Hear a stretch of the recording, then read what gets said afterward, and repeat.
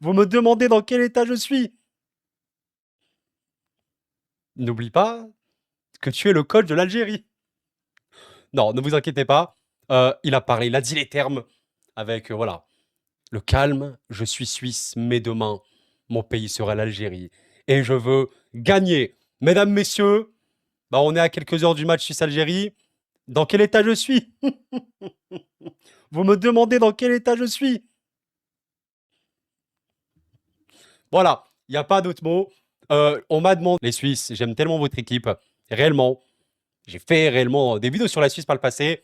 Mais là, c'est. Non. Là, c'est. On s'arrête la Suisse, ok? Terminus. En plus, ce qui est beau, ce Suisse-Algérie, c'est le match le plus important de l'histoire de la sélection suisse et algérienne. Pour une place, en fait, ces deux équipes n'ont jamais remporté un match à élimination directe en Coupe du Monde. Alors la Suisse allait à l'époque en quart de finale, mais c'était directement l'écart, vous comprenez l'idée. La Suisse et l'Algérie n'ont jamais gagné un match à élimination directe. Alors est-ce qu'un match tir au but, bon, de toute façon le vainqueur il passera. Mais j'ai tellement hâte. Et dans cette vidéo, je me suis dit, allez, pourquoi pas vous faire cette petite vidéo comme ça tranquillement pour revenir un petit peu sur la conférence de presse. Peut-être parce qu'on me l'a un peu demandé. Je vous ai vu, vous, au fond là de la vidéo, je vous ai vu. Koro, tu veux pas faire ta petite compo? Ça, c'est la compo de Vladimir Petkovic face à l'Autriche.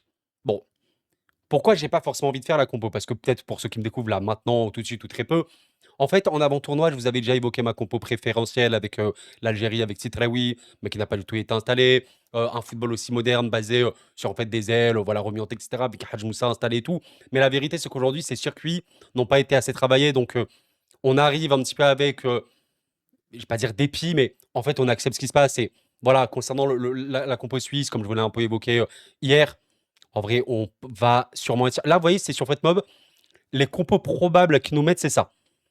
En vrai, je pense qu'il va faire ça. Alors, de ce que j'ai vu, Vladimir Petkovic ne devrait pas aligner une composition à trois défenseurs contre la Suisse. Alors, on verra s'il mettra ça. En fait, le problème, c'est que je sais que certains la veulent, et même moi, je vous avais évoqué ça notamment par le passé. On peut totalement avoir ça avec Balaïd, etc. Il n'y a pas de problème, mais c'est vraiment des schémas qu'il faut travailler. Pas reculer ou quoi. D'ailleurs, tu passes en, justement en trois défenseurs, 5 sans ballon à la fin face à l'Autriche. Tu as vu le but que tu prends à la fin. Donc, c'est vraiment des trucs à travailler.